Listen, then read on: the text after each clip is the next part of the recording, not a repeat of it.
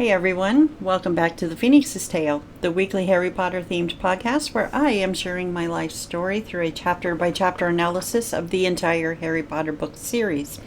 I am your host Gabe, and this week we are going to be talking about chapter 15 from Harry Potter and the Sorcerer's Stone, The Forbidden Forest. So, let's get to our recap real quick. After Harry, Hermione, and Neville received their punishment from sneaking around at night, the detention, and the 50 points from Gryffindor each, the entire school basically hated them. The Hufflepuffs and Ravenclaws, because they too wanted to see somebody beat Slytherin in the House Cup that particular year, and those three just kind of ruined it for them. So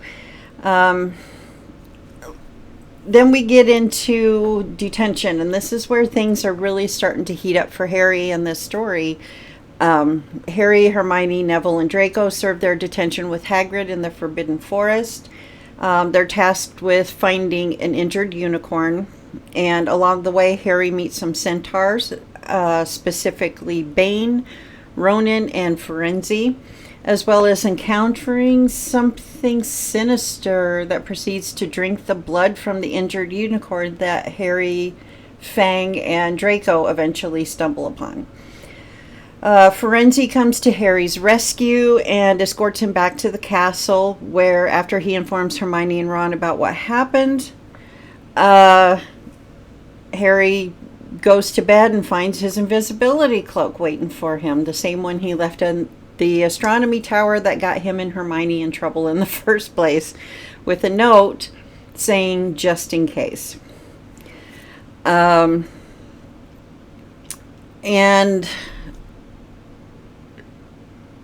just before that, I'm kind of looking at my notes here, and I didn't really think to mention this, but there's the something sinister that was drinking the unicorn blood. Firenze informs Harry on their trek back to the castle that it is in fact Lord Voldemort. So there were a few topics that I picked up on as they apply to my own life, directly tied to this chapter.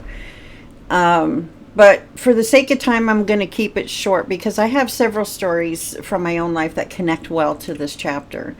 The first being about group dynamics and social isolation. We see that at the beginning of the chapter, as I just said in the recap, where Harry, Hermione, and Neville have essentially been ostracized from their social group. And for me, the theme of social isolation has been the predominant one in my life over the last 12 and a half years since my trauma event. Obviously, my behaviors changed a lot because I was fully immersed in PTSD at that point very quickly, even though I didn't know what it was at the time. And it wasn't long before I began to notice that my so-called friends were beginning to pull away from me. Unfortunately, it would be very easy to hate them, but I don't, because I understand. I don't know. I'm sure there are people in my past that I probably would have done the same thing, because my friendship, my connection to them wasn't nearly as deep. And so to see somebody change so drastically, like practically overnight, can be unsettling. And yeah, I hate to admit that I probably have done that to people in my past as well. For the most part, because we are all human, we like to think that we're perfect. We like to think that we're morally correct and ethically correct and all that stuff, but we're human. And interacting with other humans is extremely difficult and complicated. I mean, just look at the field of psychology, first of all, and just how diverse that is. Because it has everything to do with who we are. Is our memories, our personalities, our experiences, our perceptions, language, and just everything to do with what it means to be human is what psychology is. And yeah, we've all done things that have hurt people, whether we intended to or not. I like to try to think that I have lived my life in such a way that anytime I've hurt somebody, it was unintentional. I didn't mean to do it. But again, so I find it difficult to carry on that hate and that anger toward the so-called friends I have for ghosting me, when after the trauma event and things clearly were very different for me as far as, my outward behaviors and everything. So I don't blame them for walking away. And yes, it would be very easy to be angry and to be caught up in that. So we kind of see that with Hermione's behavior. She knows she did something wrong, and so she just kind of kept her head down. She wasn't bringing attention to herself in class, that sort of thing.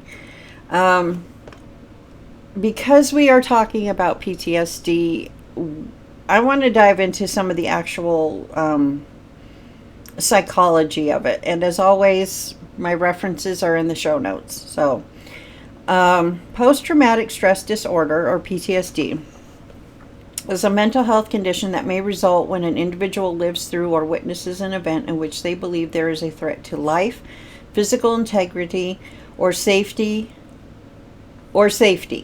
and experiences intense fear, terror, or helplessness. PTSD is characterized by the following. 1. The re-experiencing symptoms. Painful recollections, flashbacks, or recurrent dreams/nightmares related to the traumatic event. That is what I dealt with for nearly 2 years. Losing my job because of all the PTSD going on in September of 2014, so roughly a year and a half after the original trauma event. That's what I was existing with. It was like my brain was stuck on those memories and how I could function or even pretend to be functioning as a normally relatively healthy adult at that point is beyond me, because that's all I remember going through my mind. Is it just kept replaying the events, no matter what I did to try to divert my thoughts into a different direction. Avoidance symptoms. Number 2, avoiding activity, places, or people that recall the trauma, emotional numbness, loss of interest in significant activities, and feelings of detachment from others. Had that. Chronic arousal symptoms. Exaggerated startle response. I don't remember having that specifically, but the rest of it. Disturbed sleep, such as insomnia and or nightmares. Difficulty concentrating or remembering things. Yeah, had that a lot. Irritability and survivor's guilt. Here's another one that I experienced. Substance abuse and dependence. Many individuals with PTSD develop patterns of substance use, such as alcohol or drugs, as a coping mechanism to relieve distressing symptoms or avoid dealing with traumatic memories, which can lead to a co-occurring substance use disorder and worsen overall functioning. I had that too. In fact, that was probably the foundation for why I lost my job. So I had the additional complication, if you will, of having to find a way to get through that and deal with that. Because once I lost my job, I realized that at the time I thought I had more control over myself than I did. I just read through everything. Those were the key this is the key symptomology for somebody with PTSD. And not knowing that I had PTSD at the time despite all these difficulties, led me to think that, I was fine when I really wasn't. But yeah, it was primarily that drug addiction that I had developed because of the PTSD. So I had to fight that now.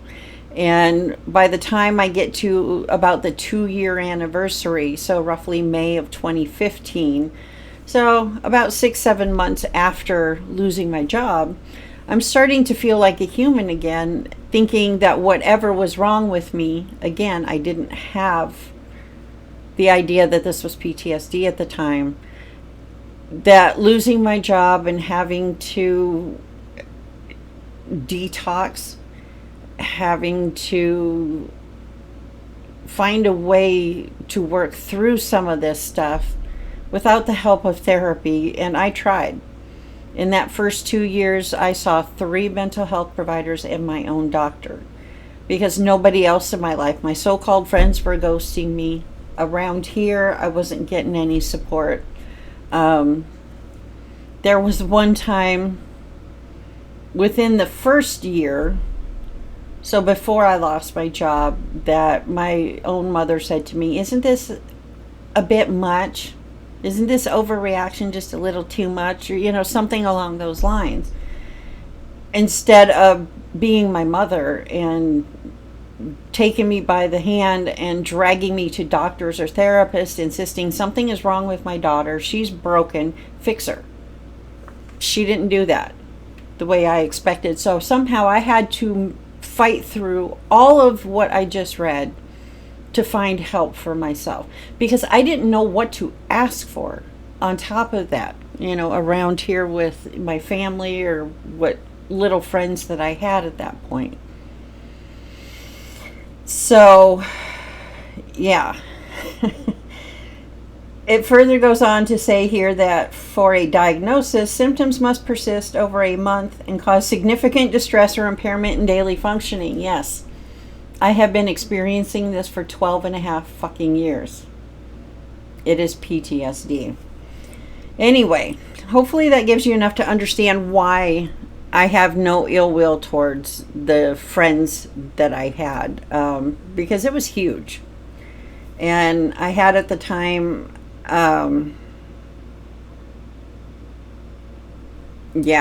it was extremely difficult. I'm not going to lie. And it has been this entire time. Anyway, the only person whose behaviors during that time that I do hold some strong emotion about is my mother's. Like I just said, I didn't work that out until years later. But again, paraphrasing what she said to me, "Isn't this a bit much?" When referring to my behavior following David's death, which is my trauma event, instead of taking me by the hand and, doing something. I can't imagine watching my son go through something like this and not taking control of the situation to take care of my son, no matter how old he is. I just can't imagine that. But we have talked about emotional immaturity before. We'll be talking about it again, and I will be bringing that topic up again. So anyway, let's discuss some of the issues that social isolation can do to exacerbate PTSD, because in researching this episode, I learned that this is often the case and is something new that I hadn't considered myself over the last 12 and plus years. So social isolation and how that made things worse, basically. Number 1, increased severity of PTSD symptoms. Social isolation can make PTSD symptoms worse, including heightened anxiety, intrusive memories, and emotional numbness. Number 2, greater risk of depression and loneliness. Isolation following trauma commonly leads to depression, a deeper sense of loneliness, and may impact overall mood and functioning. Yeah, I'm feeling my so-called friends pull away and not wanting to engage. It was extremely lonely. Low self-esteem and self-doubt. We're going to put an asterisk on this, but let me read what it says first. Victims often experience feelings of worthlessness, self-doubt, and diminished self-confidence due to lack of social connection and support.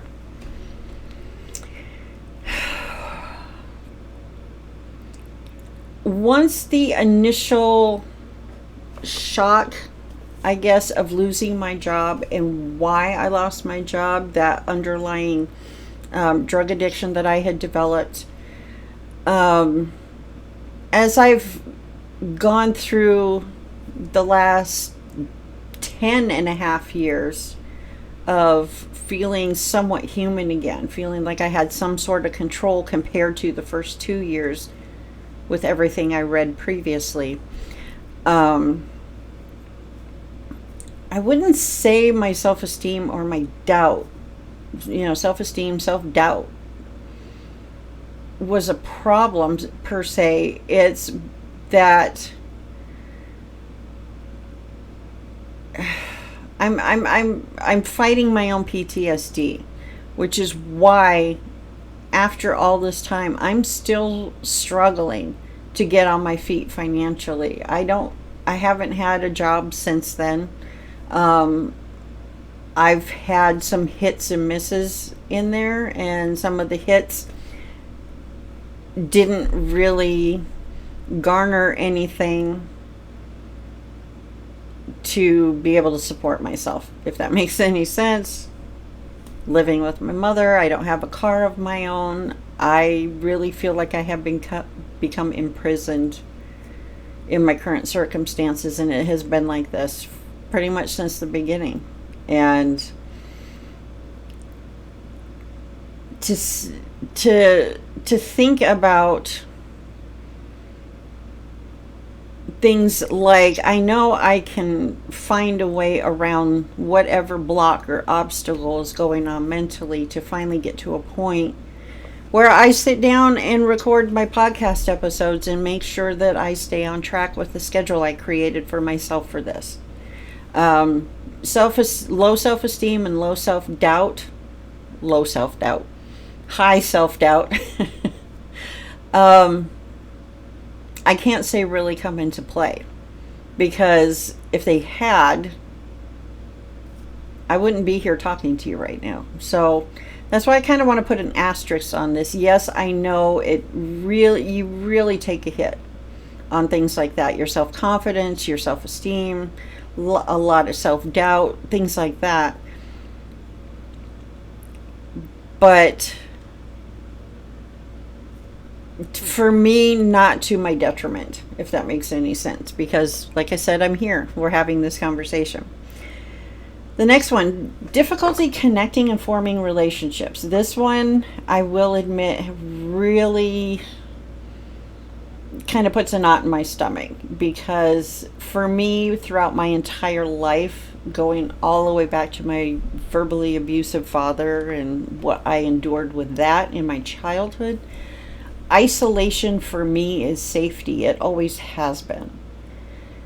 And as somebody who is autistic, I am learning how that affected any relationships I had my entire life. The relationships I have, or in the case of my father, no longer have, with my family, with friends, co-workers, classmates, people who have come and gone in my life.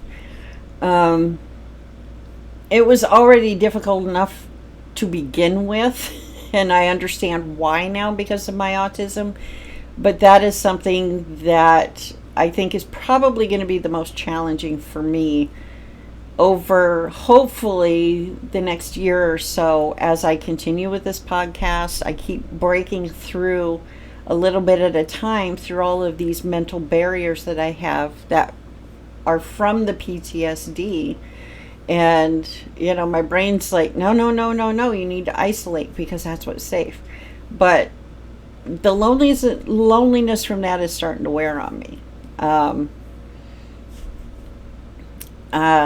It's been tough, but, and that's one that will be difficult for me moving forward. So we'll see how I manage that. Anyway, physical health problems. Chronic isolation can increase stress hormones like cortisol, leading to impaired immune function, higher risk for medical conditions, and potentially shortened lifespan. I am doing my best to get back on track with my daily workouts. I'm not back to running, but I have been walking 3 miles a day, trying to aim for 3 days a week. I restarted my weight training program for the other 4.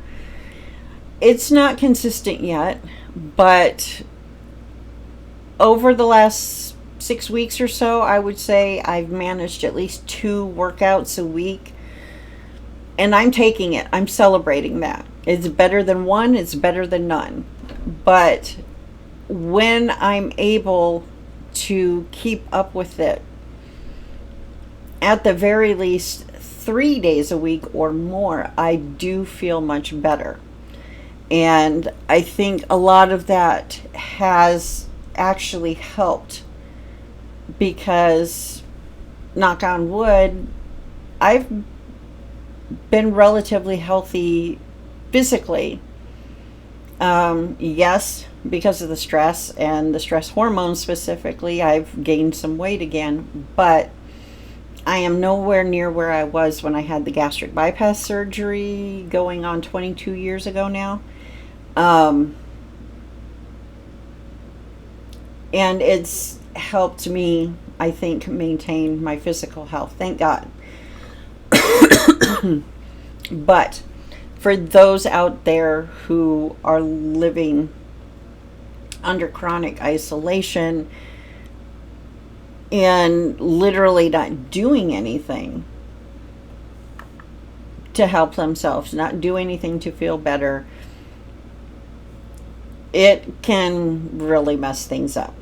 Anyway, increased risk of substance abuse. I'm currently a smoker, cigarettes, have been for over 20 years now. And I find that I tend to smoke less when I'm feeling better. So for me, I think it's more tied to the stress. It's tied to the autism as a stim to help regulate my nervous system. The last few days I've noticed not so much because I've been feeling a bit better overall, kind of organizing myself here at home, getting back on track so that I am not late with a podcast episode anymore, and just trying to explore different things to get back on my feet. I have so many big plans for my life that I want to live. I don't like my current existence.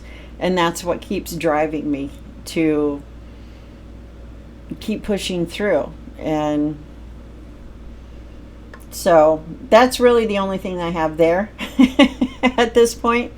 I don't know the last time I had a beer or even a glass of wine.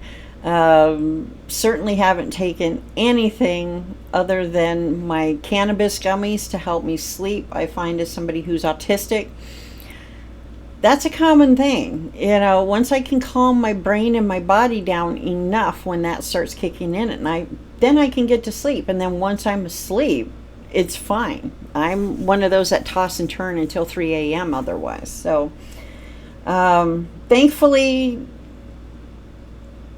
no issues with drugs or alcohol other than cigarettes right now. Elevated suicidal thoughts or behaviors. No. Without social support, isolation and worsening PTSD symptoms may increase risk of suicidal ideation or actions. I haven't struggled with that. Other than sometimes, boy, it would be nice to just not wake up. I'm not the type of person that would well, I don't want to say I'm not the type of person who would never think that way. In general, I am not the type of person to think that way.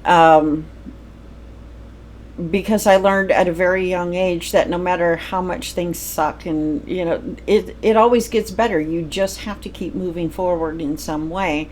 And because I learned that lesson very early on, I haven't succumbed to suicidal thoughts or anything like that with the PTSD. Because I'm not done. I'm not done living. I may not be living right now in the, enjoying my life sense, but it's going to get better. And I know it's going to get better. I don't know how. I just know that I got to keep moving forward and keep trying different things, and eventually something will connect. And okay, I'm earning my own income again. This is good. Okay, now I've saved up money, I can get a car. I know that things get better. So that one hasn't been an issue for me, but I know it is for a lot of people. And if it is, please, please, please, please, please reach out to somebody for help, because you're not done living either. Cycle of withdrawal. Isolation can become a self-reinforcing pattern, making it harder to seek help, maintain employment, or engage in daily activities. Yeah. Burnout in social situations. Attempts to re-engage socially can feel exhausting, leading to further withdrawal and increased avoidance of others. Yeah. Especially when it's not with the right people for me. That's the biggest one. And then impaired recovery. Lack of connection and support slows healing and reduces effectiveness of treatments for trauma and PTSD. So let's pull this back to Harry Potter for a second. Because luckily for Harry, he wasn't entirely isolated. He still had his friends to support him. Ron and Hermione, Hagrid. A lot of people were still there supporting him and didn't abandon him when he effectively lost Gryffindor House 150 points. But he still had his friends to support him. I, however, clearly did not have that when I needed it the most. So we're going to close that topic. The next one I pulled from this chapter was authority and punishment. This was an interesting one for me because this is something that I've had to navigate my entire life because of my verbally abusive childhood. As someone who is autistic, I took a bit of a dive down a rabbit hole about how certain autistic traits mixed with my abusive childhood. And it was actually quite interesting. And I'm going to read from my notes on that. Again, references in the show notes. Specific aspects of autism that, when combined with being raised by a verbally abusive father, in my case, can directly affect the people-pleasing aspect of my personality. Yeah, I hate that. I fucking hate being a people pleaser. Masking and people pleasing as a coping mechanism. Many autistic individuals develop people pleasing behaviors as part of masking, which means hiding their authentic autistic traits to fit in socially. This often involves being overly agreeable, suppressing their true feelings, chronic apologizing, and always saying yes to avoid conflict or rejection. Verbal abuse, especially from a parent, can intensify this as the autistic child learns that pleasing and accommodating others is a way to avoid harm or punishment, reinforcing fawning as a trauma response. Yeah. Yeah. Just gonna leave that one there. Fear of rejection and rejection sensitivity dysphoria. Autistic people frequently experience heightened sensitivity to rejection or criticism.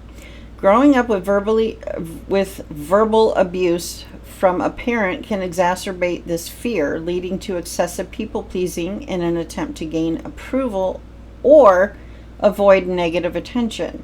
This fear can make it extremely difficult to say no or set boundaries. Yeah, especially with a father who is so black and white in his thinking.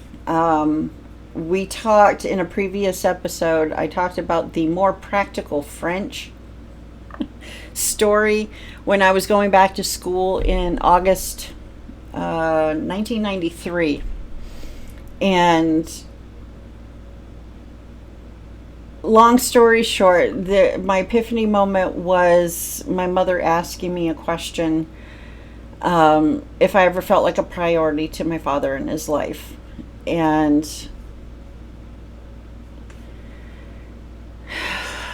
no, my brothers and I never were.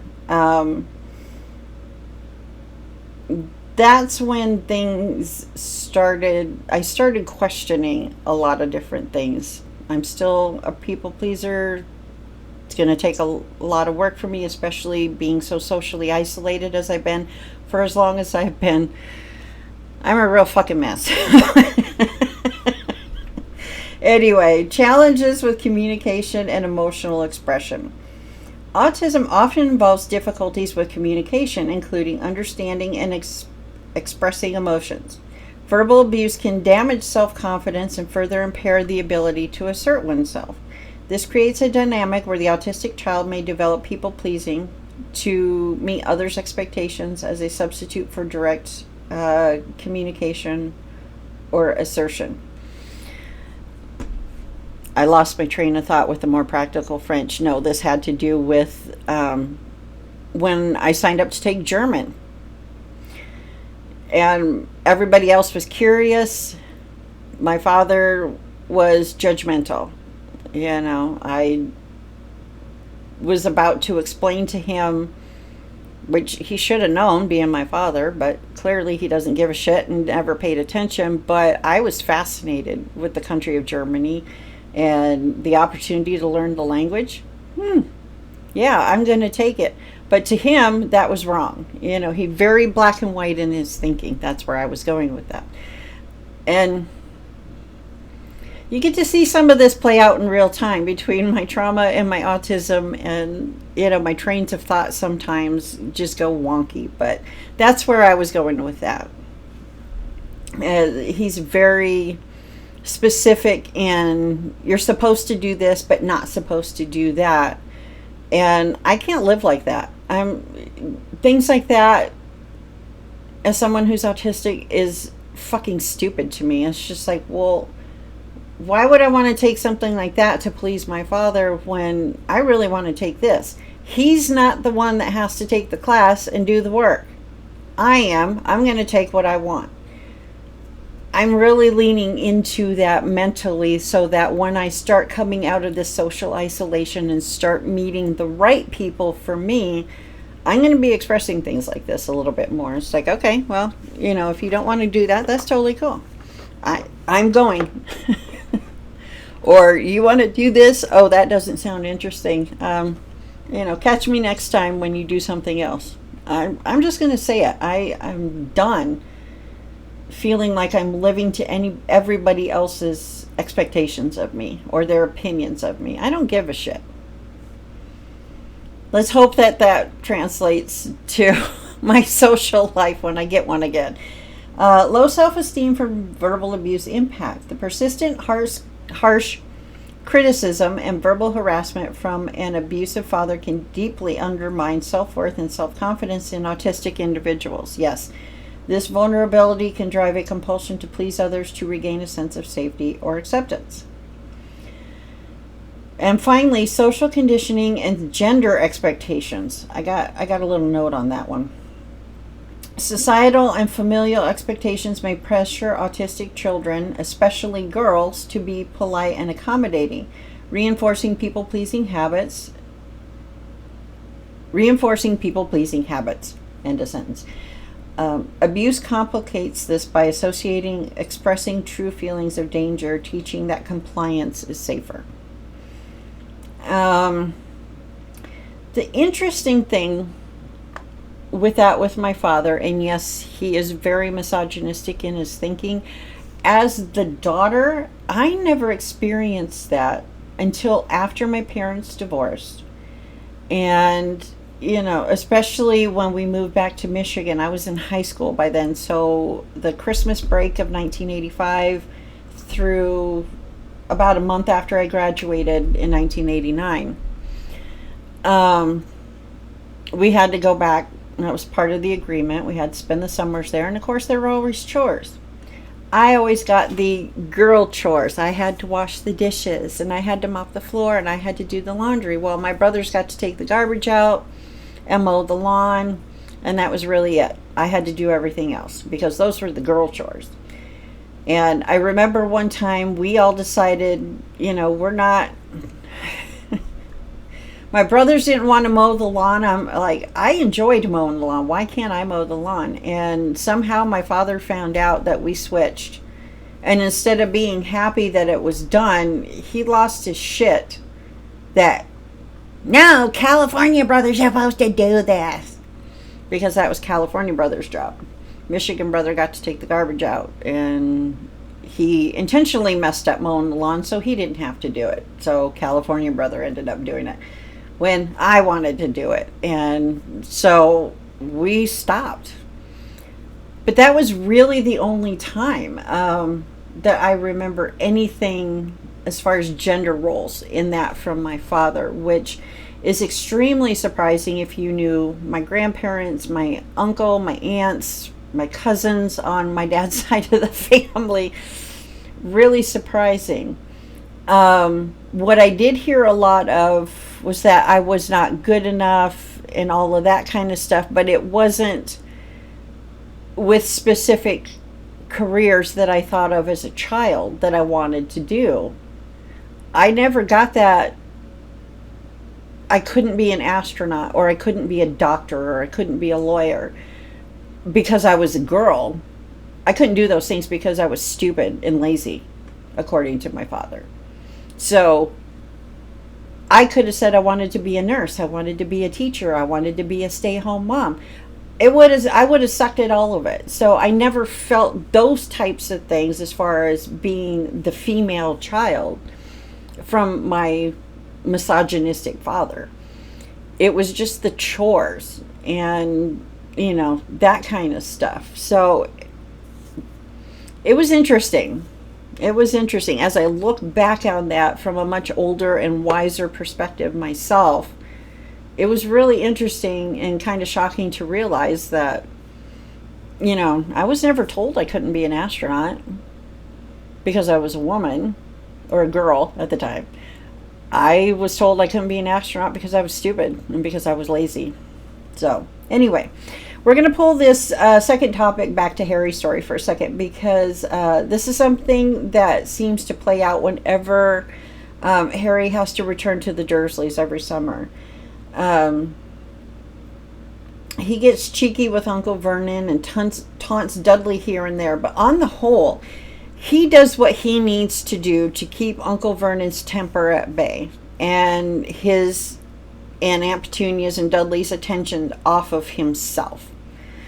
I'm certain that Harry would have loved to have been ignored at school after finding out that he, Hermione, and Neville lost Gryffindor 150 points.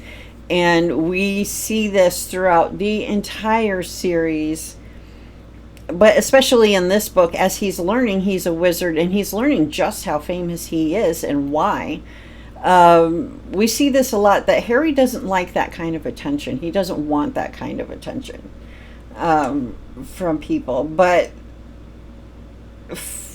I wouldn't say that Harry necessarily learned to be a people pleaser, because we're going to see throughout this series, Harry stands up for himself. He says what needs to be said. But when he's with the Dursleys, it's very much, to stay as invisible as possible to avoid Uncle Vernon's temper. I know there have been moments over recent years in which I wish my family, specifically Michigan brother, he's the baby of the family, and my mom would ignore me, since they always do so on a certain level anyway. Over the years, however, I've learned that there is a lot of healing that can occur in this isolation. And a lot of it has to do with my life. What do I want? I'm no longer worried about what anybody thinks about me doing a podcast or trying to do something like that. I don't care. This is what feels right to me. I'm going to do it, and it doesn't harm anybody. What I'm looking for in my soul family, if you will, because I know my person romantically, future spouse, I know he or she is out there. I know the sister I never had is out there. I know the big brother I never had is out there. But having been so socially isolated as long as I have really forces you to think about what it is you really want. What do you want in your relationships? What do you want in your career? Where do you want to live? What kind of car do you want to drive? What kind of clothes do you want to wear? What kind of hobbies do you want to have? Really drilling down and not giving a single flying fuck what anybody says.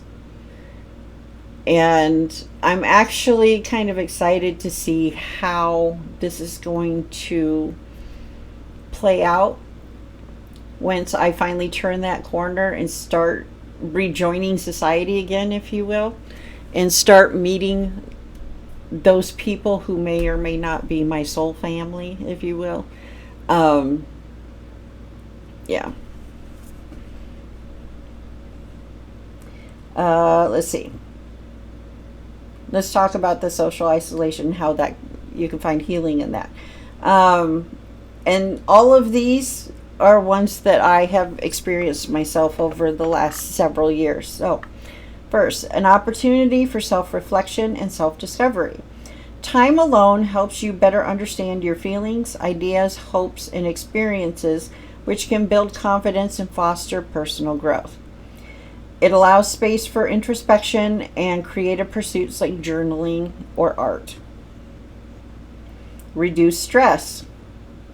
Spending time alone can reduce overall stress levels, providing a calming effect on mental health without necessarily causing feelings of loneliness. I can keep myself entertained quite well. I don't have a problem with that.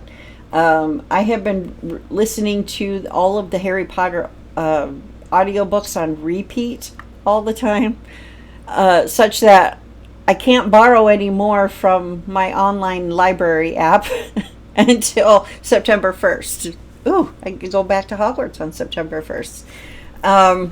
Yeah, I have no problem finding ways to entertain myself or to keep myself busy. And it really is less stressful because, I don't have anybody around saying, asking in that snotty tone, well, why are you doing that? Why don't you do this? And nitpicking things. It has been so nice that I feel like I can breathe when it comes to, okay, what do I want to do? It sucks that I don't have money in a car, so I can't do a lot of what I want to do. But with what I have, I can entertain myself quite well. And I have done a lot of that introspective work. So it has been a lot less stressful. Boosting creativity and emotional well-being. Choosing intentional solitude, me time, can enhance creativity and improve emotional regulation, supporting overall well-being.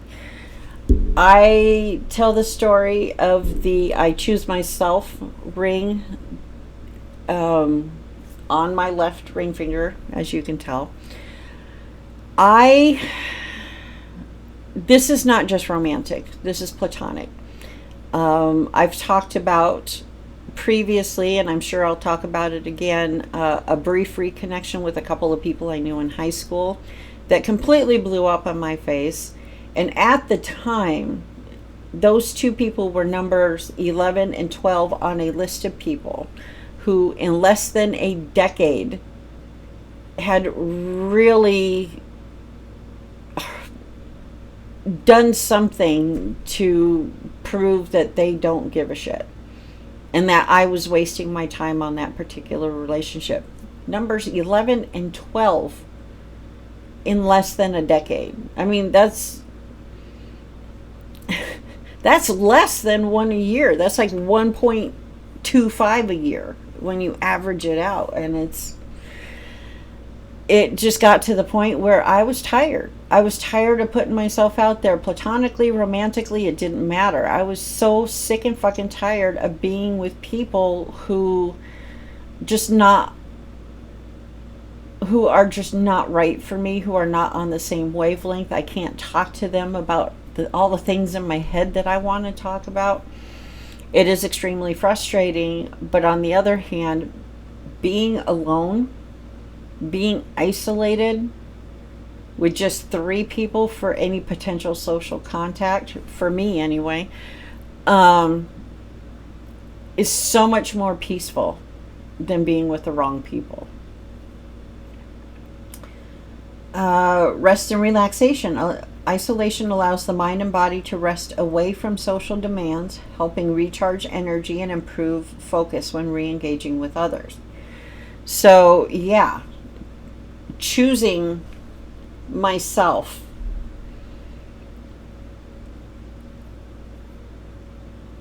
it was a smart thing to do. I'll just leave it at that. Enhancement of self-regulation.